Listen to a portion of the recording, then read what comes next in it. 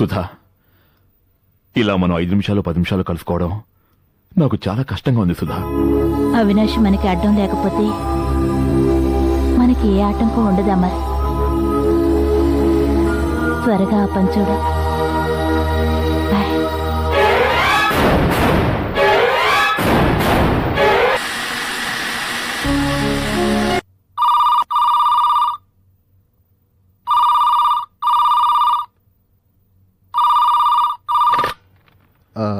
Hello, నేను రవీంద్రను మాట్లాడుతున్నాను. నమస్కారం సార్. ఎలా ఉన్నావు శ్రీను? బాగున్నాను సార్. ఈరోజు ఆఫీస్కి వెళ్ళలేదా? పూజకి ఒంట్లో బాగాలేదు సార్. మా ఆఫీస్లో కూడా ఇవాళ పని లేదు. అక్కడికి వెళ్ళి ఊరికే కూర్చునే బదులు ఇంట్లో ఉంటే ఇంటి పని కాస్త పూజకి సహాయంగా ఉంటుందని ఆఫీస్కి వెళ్ళలేదు సార్. ఇప్పుడే పూజకి జ్యూస్ కలిపి తీసుకువెళ్తున్నాను. ఇంతలో మీ ఫోన్ వచ్చింది. సార్, నాతో మీకేమైనా పనుందా సార్? పూజను ఒకసారి పిలుస్తావా? అదేంటి సార్, మీతో ఏదో మీటింగ్ ఉందని సాయంత్రమే వస్తానని చెప్పి వెళ్ళింది. వచ్చిందిలే. మీటింగు 6 గంటల క్రితమే అయిపోయింది. పూజతో ఒక విషయం చెప్పడం మర్చిపోయాను. ఈ పాటికి ఇంటికి వచ్చి ఉంటుందని ఫోన్ చేశాను. సరే, ఇంటికి రాగానే నాకు ఒకసారి ఫోన్ చేయమని చెప్పు. ఓకే? తప్పకుండా చెప్తాను సార్. ఉంటాను సార్.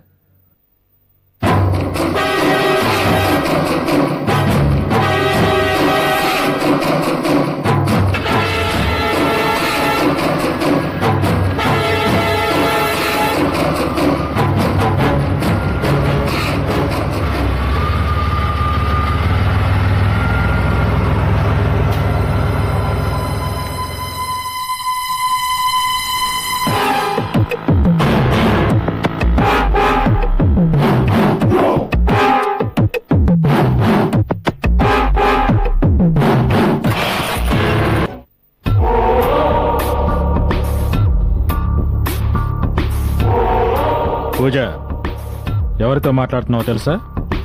తెలుసు. నాలాంటి ఆడపిల్లల జీవితాలను పణంగా పెట్టి కోట్లు గడుస్తున్న పెద్ద మనిషితోనేనని బాగా తెలుసు.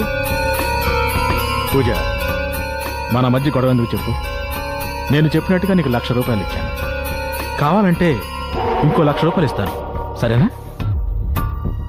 చేసేది తప్పుడు పనైనా అందులో న్యాయం ఉండాలి సార్. సరే, మాటలు అనవసరం. నాకు 50 లక్షలు కావాలి.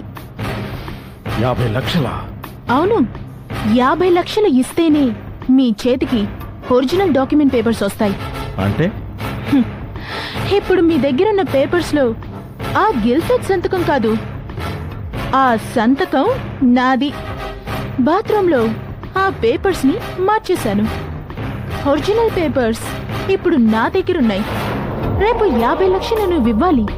ఇస్తే సరే, లేకపోతే నీ విషయంలో ఏం చెయ్యాలో నాకు బాగా తెలుసు.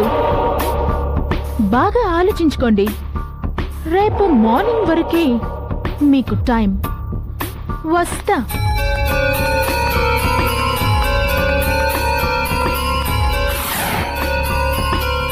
పూజ ఎంతగా తెగించిందంటే ఎవరో అనుకుంటే మాట్లాడించి ఉండాలి. ఎవరు? బషీరా? రవీంద్ర? దీని వెనక ఎవరో తెలుసుకోవాలి. తెలుసుకుంటాను.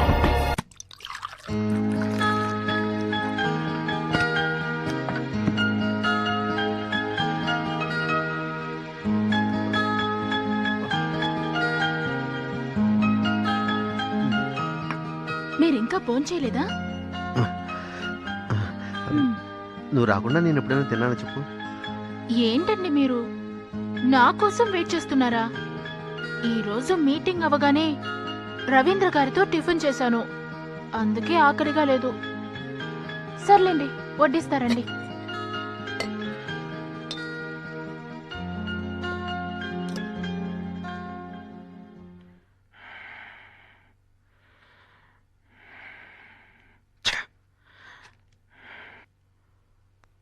సార్.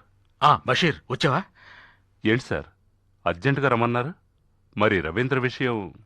రవీంద్ర విషయంలో అతని ఇంటి దగ్గర ఒక పోలీస్ చెక్ పోస్ట్ వేయించానయ్యా. ముందా రవీంద్రను లోపలికి వెళ్ళని, ఆ తర్వాత ఆ సీడీ ఒక కాపీ తీసి ఆ పూజ మకాన కొట్టాలి. ఇప్పుడెందుకు ఎంత కంగారుగా?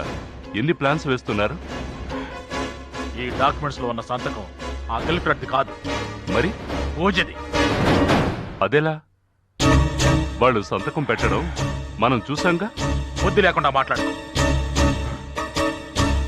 బాత్రూంలో కెమెరా పెట్టావా? లేదు.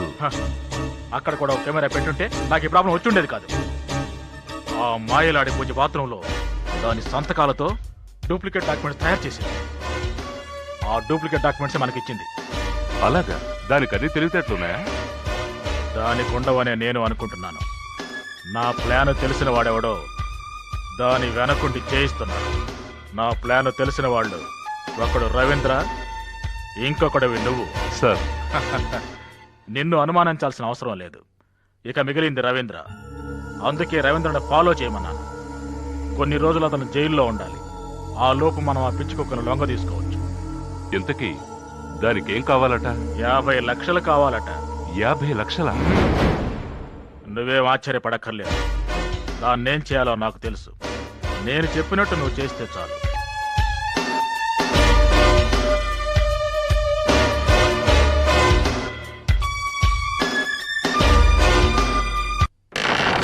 అంతం కాదు, ఆరంభం.